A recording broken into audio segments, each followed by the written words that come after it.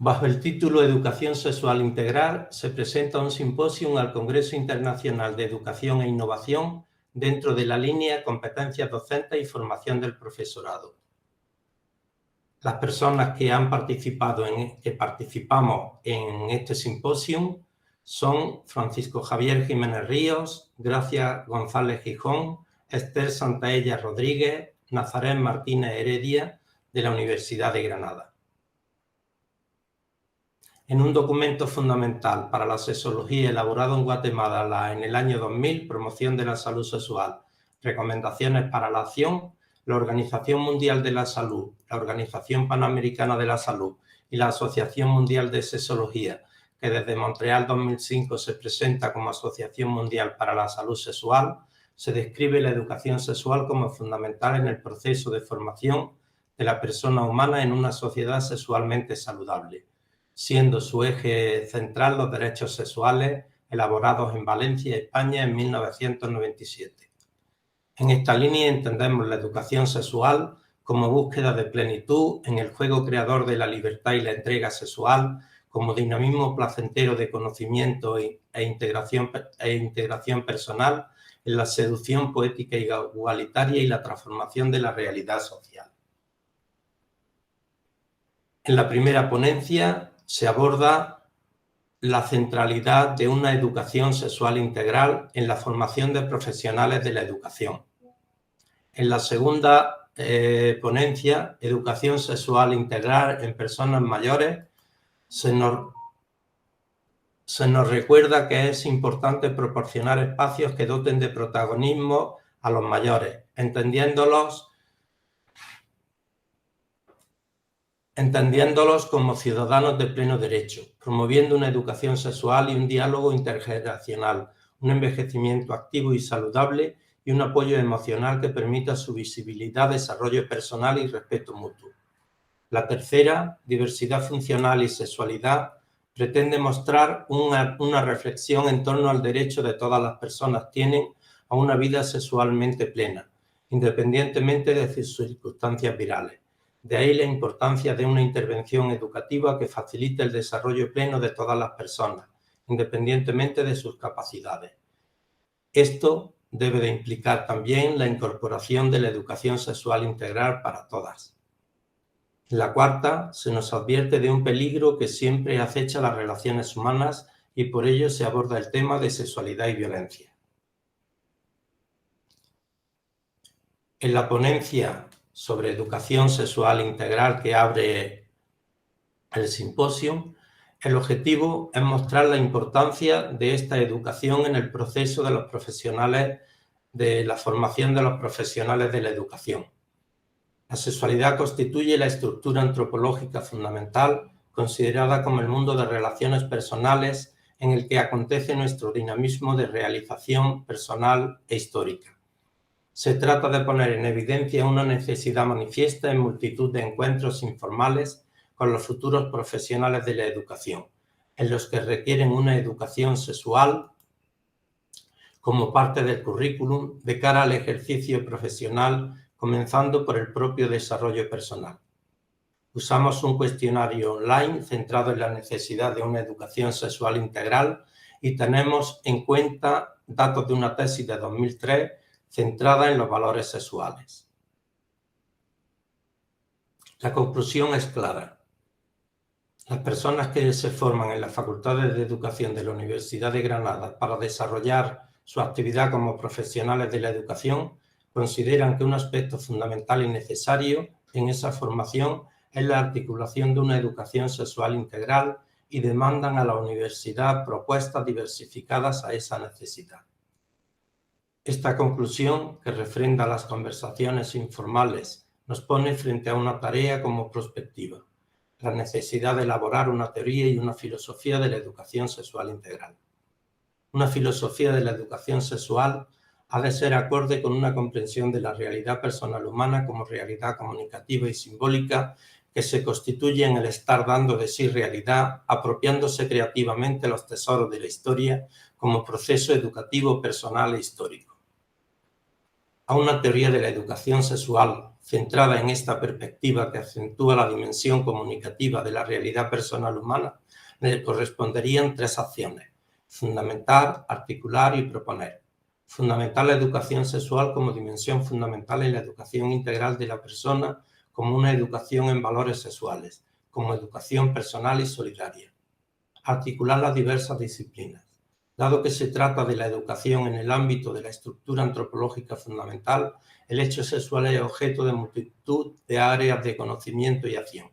El gran cometido de la pedagogía será el ser gozne dinamizador de todas las fuentes de conocimiento y acción, encauzándolas hacia el bien personal y social, que no siempre coincide con el interés de todos los conocimientos. Proponer las grandes líneas de esta dimensión educativa que afecta lo más nuclear de la persona humana en su dimensión individual y social, hacia la salud integral de la realidad personal, que constituye su más auténtico cometido y su responsabilidad social. Por tanto, corresponde a la pedagogía fundamentar una educación sexual como educación integral en valores sexuales, articular las diversas disciplinas en orden al crecimiento y salud integral de la persona humana y su realidad social. Proponer las grandes líneas educativas en un esfuerzo continuo de análisis y síntesis, dada la amplia y profunda dimensión del hecho sexual humano, en el dinamismo vital de un continuo cambio personal, social y cultural. Y esto es algo que afecta a todas las edades. Ahora abordamos la educación sexual en personas mayores.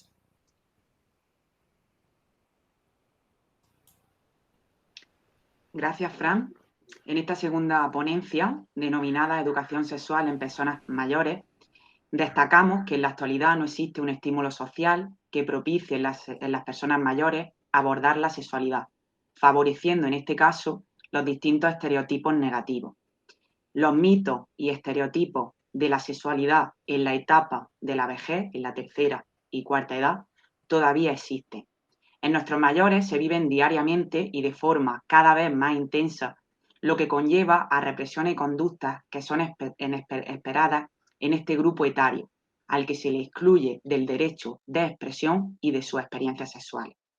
Existe un estereotipo de origen edadista y es la consideración de que las personas mayores no tienen vida sexual.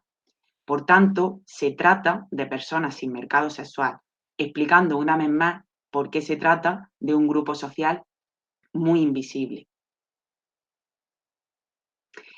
Desde la perspectiva del envejecimiento activo y saludable, se convence la necesidad de un aprendizaje a lo largo de la vida, poniendo de manifiesto la calidad de la vida, la afectividad y sexualidad, ya que todas ellas tienen un papel muy importante en el bienestar personal y, por tanto, en la autoestima de las personas mayores.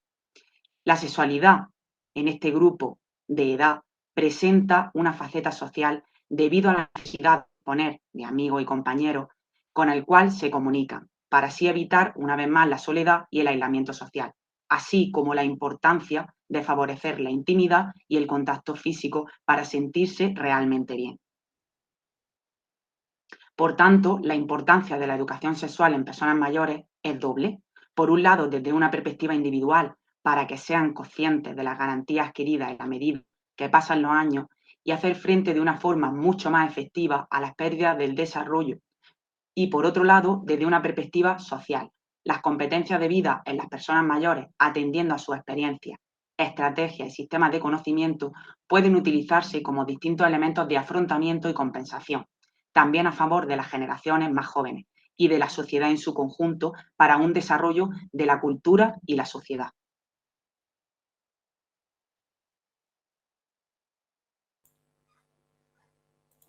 Bien, y a continuación pasaríamos a hacer la presentación de la ponencia relacionada con la diversidad funcional y la sexualidad, y cómo esta realidad se ha movido desde el estereotipo hasta una visión basada en el reconocimiento de un derecho.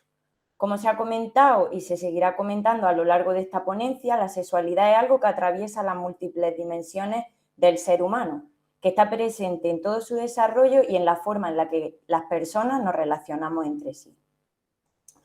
Cada vez es cierto que nos alejamos un poco más de los mitos que a lo largo de la historia han envuelto la sexualidad, pero también hay un mayor acceso a una información vinculada con la sexualidad y la vida sexual. Esta mayor apertura hace que dispongamos de más información, pero en múltiples ocasiones dicha información se difunda a través de los medios de manera sesgada e incluso puede inducir a adoptar comportamientos de riesgo. En paralelo con esto, el desarrollo de la sexualidad de las personas con diversidad funcional ha sido a lo largo del tiempo algo polémico, debido a los estereotipos y prejuicios que se han creado en torno a ella.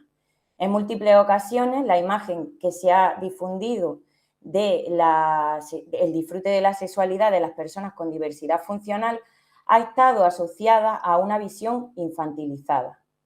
Esto ha inducido a que se aleje la visión de estas personas alejada de la realidad de ser personas sexuales. Una visión muy generalizante que además hace referencia a un grupo de población ampliamente diverso y que todas las personas no tienen nada en común a excepción de que demuestren capacidades o funcionalidades diversas, como sucede o como es algo en común en toda la sociedad. Por tanto, nos encontramos con un obstáculo para el acceso a una formación sexual de calidad. Esto, unido a las dificultades de desarrollo de ciertas habilidades sociales vinculadas con la sexualidad, provocan mayor probabilidad de asumir conductas sexuales de riesgo.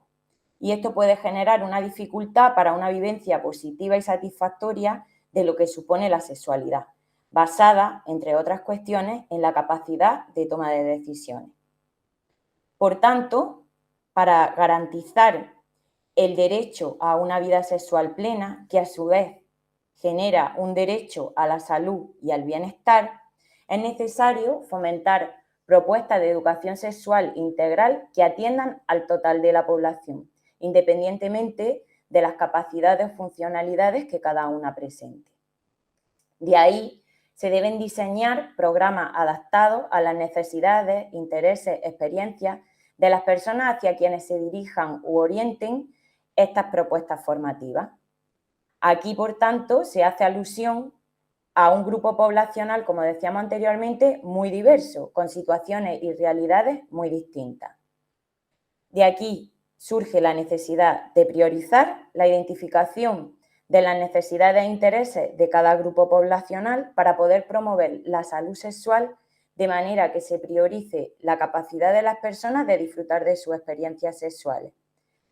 Este tipo de propuestas o estas intervenciones educativas deben de apoyarse en un enfoque positivo de la sexualidad y al mismo tiempo fomentar un aprendizaje de tipo actitudinal, que no se limite únicamente a denotar aspectos negativos o de riesgo de la vivencia de la sexualidad y que no se limite únicamente a trabajar cuestiones relacionadas pues, más de tipo conceptual.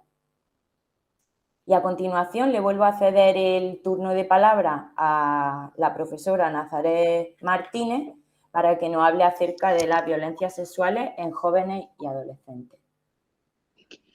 Bien, culminamos este simposio con nuestra última ponencia denominada Violencias sexuales en jóvenes y adolescentes, realizando una revisión de la literatura existente, poniendo de manifiesto una vez más que la violencia sexual se ha convertido en uno de los problemas más graves de nuestra sociedad y uno de los delitos más silenciados y con mayor índice de impunidad a nivel mundial.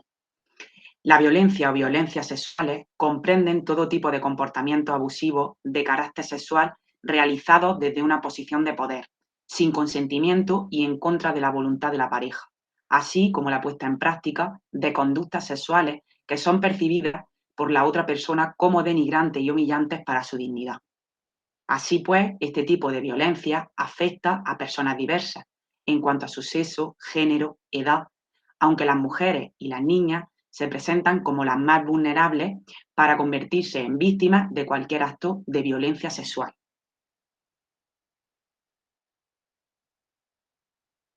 El objetivo de la presente investigación es efectuar una revisión de las distintas investigaciones empíricas existentes, tanto en contextos nacionales como internacionales, que han estudiado las violencias sexuales en análisis de la literatura al respecto nos aportará una visión muy clara de cómo se está abordando esta temática y cómo intervenir desde la acción socioeducativa para prevenirla.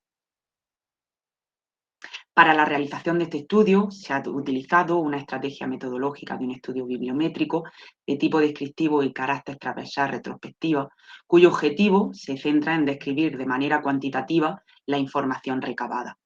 Atendiendo al objetivo de investigación previamente planteado, se delimitaron dos descriptores: violencia sexual, jóvenes o adolescentes.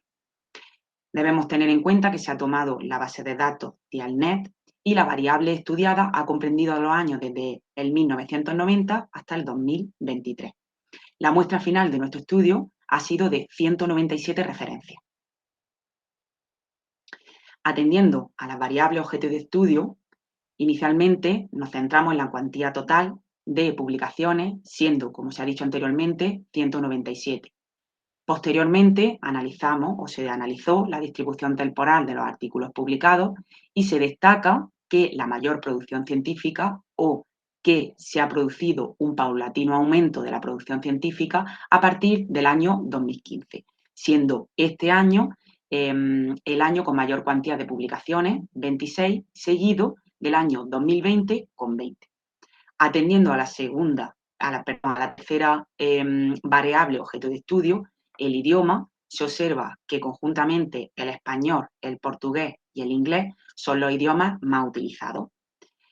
Atendiendo a la tipología de documento, predominan los artículos seguidos de los capítulos de libros, las tesis doctorales y finalmente los libros.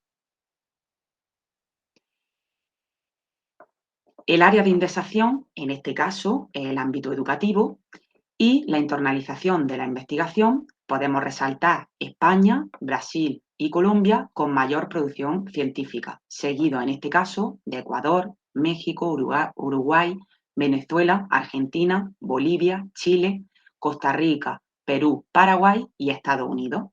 La institución de referencia, en este caso es una institución española, la Universidad de Deusto, seguida del Consejo Federal de Psicología. Finalmente, la autoría de publicación y las publicaciones de mayor impacto. Hemos reseñado principalmente dos publicaciones publicadas en el año 2011, denominadas La violencia sexual y las relaciones interpersonales de adolescentes, y una segunda publicación denominada Violencia sexual entre compañeros en parejas adolescentes. Finalmente, tras la revisión científica realizada, se consolida una vez más la idea de la necesidad de seguir trabajando en aspectos como la programación de prevención de la violencia, una comprensión crítica de las diferencias y similitudes de sexo en la perpetración de las mismas, que podrían refinar y mejorar la efectividad de los esfuerzos de programación destinados a reducirlo. Diversos estudios concluyen con la necesidad de seguir investigando en la temática objeto de estudio para una mayor comprensión, así como las diferencias y similitudes, y los resultados muestran un crecimiento exponencial de la producción, lo que evidencia un aumento desde el año 2015. Cedo la palabra a mi compañero Fran.